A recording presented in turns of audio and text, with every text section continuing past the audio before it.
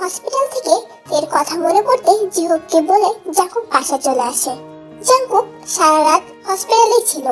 ভোরের দিকে জাঙ্কুক বাসায় এসে দেখে তে ঘুমাচ্ছে। জাঙ্কুকও একটু ঘুমাতে চায়। ঘুমাতে যেয়ে দুপুর গড়িয়ে যায়। তারপর জাঙ্কুকের ঘুম ভাঙে। জাঙ্কুক টাইম দেখে তড়িঘড়ি করে তে রুমে যায়। যে দেখে তে বেলকনিতে দাঁড়িয়ে আছে এবং বাতাসে চুলগুলো উঠছে।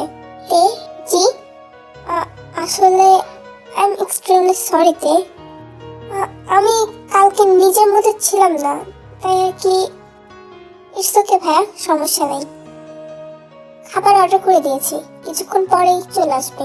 আসলে কিভাবে যে আজকে এতক্ষণ ঘুমিয়েছি আমি নিজে জানি না। আচ্ছা ভাই, সমস্যা নেই। দেন তে আর জাঙ্কুক খাওয়া দাওয়া করে একটু বাইরে ঘুরতে যায় তের মুডটা ঠিক করানোর জন্য। ঘোরাঘুরির জন্য তের মন থেকে ওসব ঘটনা কিছুটা মুছে যায়। বাসায় আসার পর তে, কালকে রেডি হয়ে থাকো, কালকে তোমাকে কলেজে ভর্তি করাই দিব। তে মাথা নাড়িয়ে রুমে চলে যায়। পরদিন সকাল থেকে তের মধ্যে একটা এক্সাইটেডমেন্ট দেখা যাচ্ছিল। জাঙ্কুক কি হয়েছে শুনতে তে কিছুই বলে না। জাঙ্কুক কলেজে যেয়ে তেকে ভর্তি করিয়ে দেয়। পরদিন তেকে কলেজে নামিয়ে দিয়ে আসেন। তের নতুন কলেজে যেয়ে তের একটা ফ্রেন্ড হয়ে যায়, যার নাম সুগা। তের কলেজ শেষে জাঙ্কুক তেকে নিতে আসে। এমন ভাবে দিন কাটতে লাগলো। একদিন তের কলেজ ফাংশনে কলেজ থেকে জাঙ্কুককে ইনভাইট দেওয়া হলো। জাঙ্কুক যে ফাংশনে এসেছে সেটা তে জানতো না। জাঙ্কুক একদিনের জন্য কাজের সূত্রে বাসায় আসতে পারেনি, এর জন্য হয়তো বা তে জানে না তে ফাংশনে একটা পাতলা শাড়ি পরেছে। জাঙ্কুক দেখলো তে ডান্স পারফরমেন্সের জন্য স্টেজে উঠছে, বাংলা গানে নৃত্য করবে। তে ডান্স থেকে জাঙ্কুক রাগে তার কান দিয়ে ধোয়া বের হচ্ছে। তে ডান্স করার পর যখন স্টেজ থেকে নামলো, সাথে সাথে জাঙ্কুক তেকে একটা বদ্ধ রুমে নিয়ে তেকে দেয়ালের সাথে পিন করে ধরে। জাঙ্কুক ভাই, তুমি তুমি আমাকে কেন এখানে আসলে? উফ, ভাইয়া ভাইয়া আর ভাইয়া, কি পেয়েছিস এই ভাইয়ের মধ্যে? পাগল হয়ে গেছে তোর ভাইয়ের ডাক শুনতে শুনতে। আরেকটা কথা, তুই পাতলা শাড়িটা কেন পরেছিস? হ্যাঁ, আর তুই স্টেজে উঠে ডান্স কেন করলি? এত বড় সাহস তুই কিভাবে পেলিতে? শুধু একদিনের জন্য আমি বাসায় যাইনি, আর তোর এর ভিতর অশ্লীলতা শুরু হয়ে গেছে। তুই জাঙ্কুককে ধাক্কা মেরে সরিয়ে দেয়। কি সমস্যা তোমার? তুমি আমার স্টেপ ব্রাদার, এটা ভুলে যাও না তুমি। আর তোমার এই বয়ফ্রেন্ড ভাবটা না আমার সাথে দেখাবা না।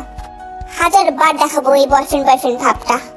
জাঙ্কুক ভাইয়া, আই হ্যাভ এ বয়ফ্রেন্ড, তো আজকে থেকে আমার থেকে দূরে দূরে থাকবা তুমি, বুঝেছো? সাথে সাথে তেকে জাঙ্কুক একটা থাপ্পড় মেরে দেয়। কি বলি তুই? তোর বয়ফ্রেন্ড আছে? মানে কি? তোকে কলেজে ভর্তি করে দিয়েছি এসবের জন্য? হঠাৎ ওরা যে রুমে ছিল ওই রুমের দরজাটা খুলে যায়। তুই তাকাতেই দেখে সুগা দাঁড়িয়ে আছে। তুই সুগাকে দেখে জাঙ্কুককে ধাক্কা মেরে সুগাকে জড়িয়ে ধরে কান্না করে দেয়। সুগা, তুমি আমাকে এখানে নিয়ে চলো, আমি থাকবো না, আমি তোমার সাথে যেতে চাই। সুগা তের মাথায় হাত বুলিয়ে দেয়। নিয়ে নেওয়া হয় যাবো তোমাকে, কিন্তু তুমি তোমার স্টেপ ব্রাদারের সাথে এই বদ্ধরুমে কি করছিলে তে? আমার ভাই আমাকে। তে আর কথা শেষ করতে পারে না, তার আগে সুগাকে জাঙ্কুক একটা পালস মেরে দেয়। সুগা তেকে নিয়েই পড়ে যাচ্ছিল, আর জাঙ্কুক তেকে ধরে ফেলে। এটাই তোর সেই বয়ফ্রেন্ড? তে, ওর থেকে আমি বেটার ছিলাম না? কোন অংশে কমতে ছিলাম বল আমারে। ছি জাঙ্কুক ভাইয়া, তুমি তো আমার ভাইয়া হও, তোমাকে তো আমি ওইভাবে ভাবতেও পারি না। তোকে ভাবতে হবে, কজ আই লাভ ইউ তে। তে জাঙ্কুককে থাপ্পড় মেরে দেয়। Don't cross your limit Jungkook ভাইয়া। I love Suga. সুগার জীবন থেকে আমাকে সরানোর চিন্তা করো না তুমি, বাট আমি তোকে ভালোবাসি, তাই তোকেও আমাকেই ভালোবাসতে হবে, বুঝেছিস? আমি তোমাকে ভালোবাসি না। জাঙ্কুক তার রাগটা এবার সুগার উপরে ছাড়ে। সুগাকে প্রচুর মারতে থাকে জাঙ্কুক। Time skip. বিয়ে করবি কিনা বল? আমি মরে গেল তোমাকে বিয়ে করবো না জাঙ্কুক ভাইয়া। উফ, আবার ভাইয়া। ওকে ফাইন, তোকে আমাকে বিয়ে করতে হবে না।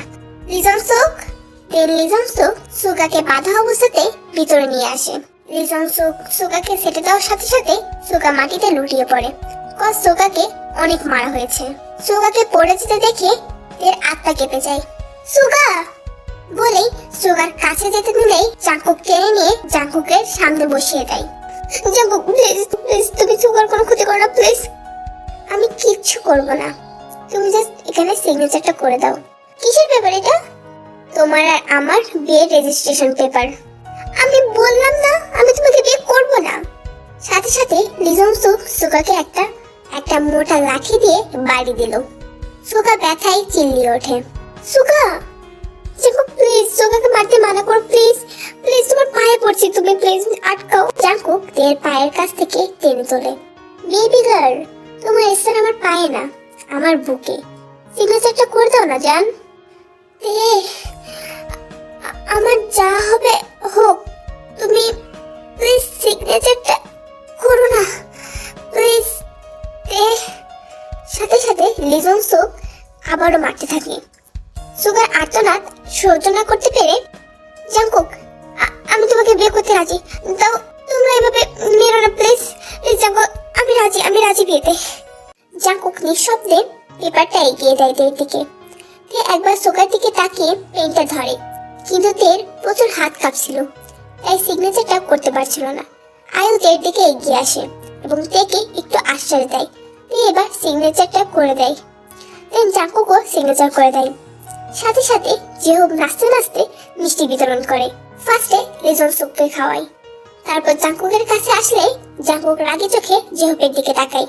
আরে ভাই, এমন তাকাস না প্লিজ, এমনিতেই ওয়াশরুমে যাওয়ার দরকার ছিল, কিন্তু তোদের এই মনোমুগ্ধকর সময়টা যদি আমি মিস করে যাই তাহলে তো আমার জীবন বৃথা, তাই না? এর জন্য যাইনি, কিন্তু তুই যেভাবে তাকাচ্ছিস ভাই, আমার তো মনে হচ্ছে এখনই যেতে হবে বলে একটা মিষ্টি জাঙ্কুকের গালে ঢুকিয়ে দেয়। আমাদের এত বছরের সম্পর্ক তুমি এভাবে নিজ হাতে শেষ করে দিতে পারলে? এত বছরের সম্পর্ক মানে? হ্যাঁ, আমাদের 3 বছরের রিলেশন। তখন বাংলাদেশে ছিল, আমরা ভাবলাম একই সাথে পড়ালেখা করবো, তার জন্য তেকে কানাডাতে আসতে বলছি। লিজং সুক, কাকে আসিস কেন?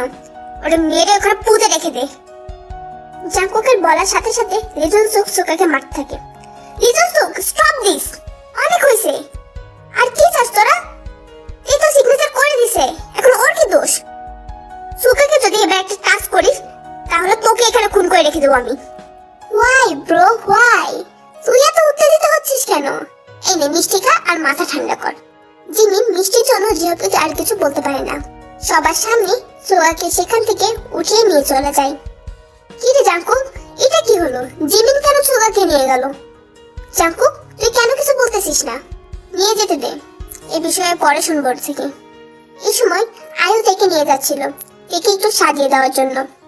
দাঁড়া আয়ু, এদিকে আসো, এই নাও 20 লাখ 1 টাকা।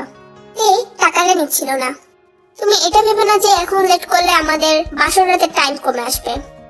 আমার টাইম অলওয়েজ ফিক্স থাকে, মাইন্ড ইট। বলে টাকাটা রেখে জিহুব আর লিজং সুককে নিয়ে সাথে চলে যাচ্ছিল। যাওয়ার সময় আয়ুকে উদ্দেশ্য করে বলে, জাস্ট 50 মিনিটস তোর টাইম, সাজানো হলে হবে, না হলে ওভাবেই। ভাই একটু কন্ট্রোল কর তোর মুখটা, আমরাও কিন্তু সিঙ্গেল, আমাদেরও কিন্তু পিনিক উঠে যাচ্ছে ভাই। আমরা না, বল আমি। মানে তুই ছাড়া এখানে কেউ সিঙ্গেল নেই। হোয়াট? ভাই তুই কি কিছু খাইছিস বিয়ে উপলক্ষে? দেন জাঙ্কুক ছাদে উঠে দোলনায় বসতে বসতে বলল, বিশ্বাস করলে না তো? লিজং সুককে জিজ্ঞেস কর। যে হোক চোখ ছোট ছোট করে লিজং সুকের দিকে তাকাই। কি লিজং সুক, সত্যি নাকি? কিভাবে, কোথায়, কার সাথে, কখন, কেমনে হলো ভাই? এই যে একটু আগে। হ্যাঁ, মেয়েটাকে সেটা বল। আয়ো। হোয়াট? লিজং সুকের কথা শুনে জিহুবের তো ছাদ থেকে পড়ে যাওয়ার মতো অবস্থা। ভাই তুই কি সিরিয়াস? আবার জিগাই। গ্রুপে এই একটাই মেয়ে ছিল যে সব থেকে সুন্দরী, তুই সেটাও নিয়ে নিলি? উফ, আচ্ছা বাদ দে, বল কিভাবে হলো? এই যে জাঙ্কুকের বিয়ের কিছুক্ষণ আগে আয়ুকে দেখে আয়ুকে প্রপোজ করেছিলাম, আয়ু দেখি অ্যাকসেপ্ট করে নিয়েছে, এটা আমার দোষ? ওরে শালা, তাহলে তুমি টেম্পু চালাচ্ছ তাই না? ও আমাদেরকে তো কখনো বললি না যে তুই আয়ুকে ভালোবাসিস। আসলে ভয় ছিলাম যে আমাদের ফ্রেন্ডশিপটা যদি নষ্ট হয়ে যায়, এই কারণে।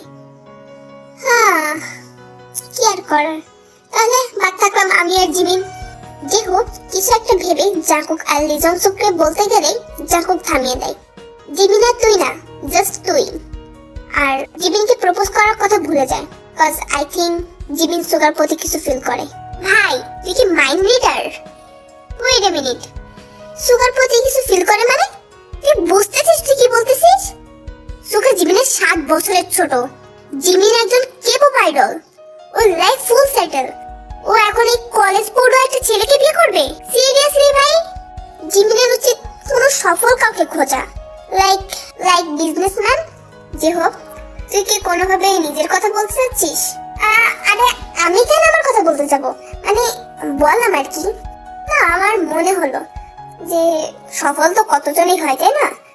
তুই শুধু বিজনেসম্যানের কথাই বললি, আর এদিকে তো তুই নিজের বিজনেসম্যান, তাই না? এমন সময় আয়ু সাদে চলে আসে। কি কমপ্লিট দোস? কমপ্লিট, যা। ওকে, থ্যাঙ্কস এ লট। যাওয়ার সময় জাঙ্কুক জিহোককে বলল, জিহোক কিছুক্ষণ পর রুমে চলে যাস। আমার নিচতলায় যে গেস্ট রুম আছে ওইখানে থাকিস আজকে, আর আমার পাশের রুমে তোরে থাকিস। আর যদি না থাকতে চাস তাহলে রেজনসো তুই জিহোকের কাছে চলে যাস। ওকে, বাই। আর আমাদের ডিনার আজকে রাতে তোদের জন্য আমার অ্যাকাউন্টের সব টাকা ফ্রি, যত ইচ্ছা খেয়ে নিস। আর তুই ডিনার করবি না? আমার ডিনার আমার জন্য আমার রুমে ওয়েট করছে। সবাই মুখ টিপে হাসে। জাঙ্কুক তার রুমে চলে আসে।